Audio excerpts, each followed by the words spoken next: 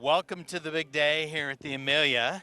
I'm with Justin Bell. I'm Bill Rothermel. We're going to walk you through the Rolls Royce Silver Ghost class.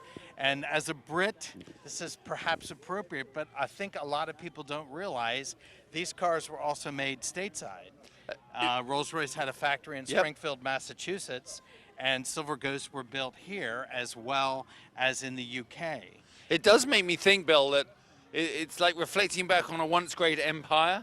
You know, when some of these cars were built, we had the colonies around the world. It was a massive empire led by the Queen, and to see them here, it is like, again, this walk through history, British history, but as you say, not just British influenced. What's especially interesting in this class, because each car is different.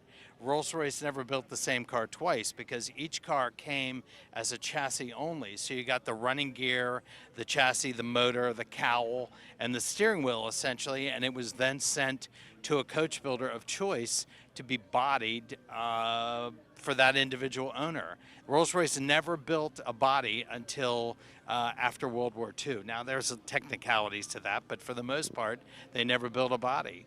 And these are remarkable cars. The owners who have these drive them. They tour them. They oftentimes go on 1,000-mile tours because the cars are still supremely reliable to this day. Rolls-Royce called itself the best car in the world, and they meant exactly what they were saying. These guys are working on a car here, which they're polishing and preparing. One of the things you'll see is the brass trim that's on the car. We call these cars from the brass era, pre-January of 1916, when things switched over to nickel plating, and then, of course, they painted radiator shells and later chromed them. But the brass was considered the bling, if you want to call it that, on a car. But this car has an incredible history, and we're going to talk to this gentleman who's from the museum in Owl's Head Transportation Museum in Maine, and your name is? Toby Stinson. This is Toby, and Toby's going to tell us a little bit about this car, which is really cool. This car is amazing. For what you're saying about touring, this is what this car was built for. This car was custom built for Alice Longfellow, Henry Wadsworth Longfellow's eldest daughter, who was an American philanthropist and activist. And she was on a 2-year European tour and got tired of her 12 Pierce Arrow, and in July of 13, while in Europe, started corresponding with Rolls Royce to custom build a car for her. She was heavily active in the design process. She took possession of it when she was in Italy in 1913 into 1914 and toured throughout Europe the rest of 1914.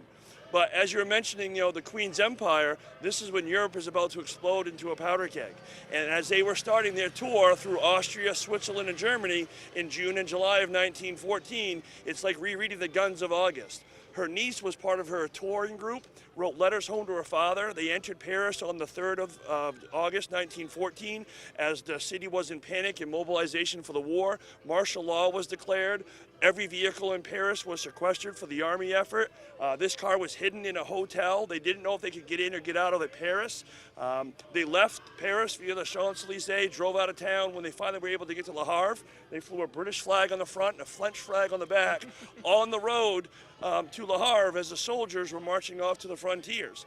Then they were stuck in Le Havre, had to sneak it onto a boat in the middle of the night to cross the channel under threat of U-boats.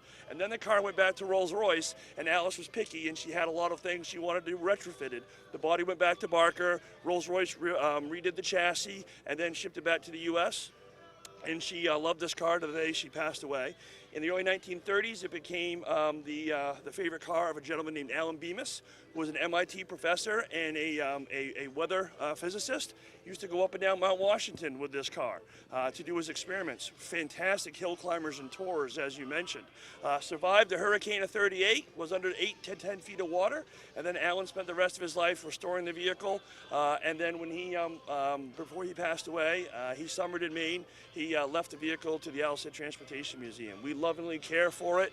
And if you look through the documentation and the letters, what this vehicle has seen is amazing. What it has seen is what's literally the picture you just painted to me. It's a movie. Is a movie of the car in the dark being smuggled onto a boat, and that for me really is just one of 10,000 stories we have here. I was just going to say that's one of the reasons why you come to this event, because you get to see things you never get to otherwise see, and you get to learn about this stuff. I mean, there's a whole class of cars here that have these incredible stories, and the fact that somebody cared so much about this car to preserve it, and you guys have obviously kept it in beautiful condition, and it's running and operating. It's here. I would drive this home to Maine right now. I would drive this back. Well, let's think about that. I think it's pretty. I think the other thing to keep into perspective is what 1914, and three ladies are traveling around Europe, who's just, as you say, on the brink of war, and we wouldn't think that that would have been possible. Once I started digging into the artifacts, and I really have to congratulate and thank the National Park Service, because they have the Longfellow family documents, and they worked with us on this collaboration. The car as a Rolls Royce Silver Ghost becomes insignificant to what they lived through and how important this car was to Alice. Every one of their letters says, "But don't worry, Dad, we still have the car." She wouldn't leave without it, and this was the finest motor car built for a lifetime. Incredible story. I think we can wrap it up. Yeah. Thank you so much. We That can't was beat well that. done. We can't beat that. We can't top that. We have all these Rolls Royces here, so make sure. I think there's maybe 9 cars in this class, and ironically, they're parked next to the brand new Rolls Royce Ghost and Cullinan. So you're going to get a real treat here when you get to juxtapose those two cars, two eras of cars, one against the other. A lot of fun here at the Amelia. We'll be back in a bit.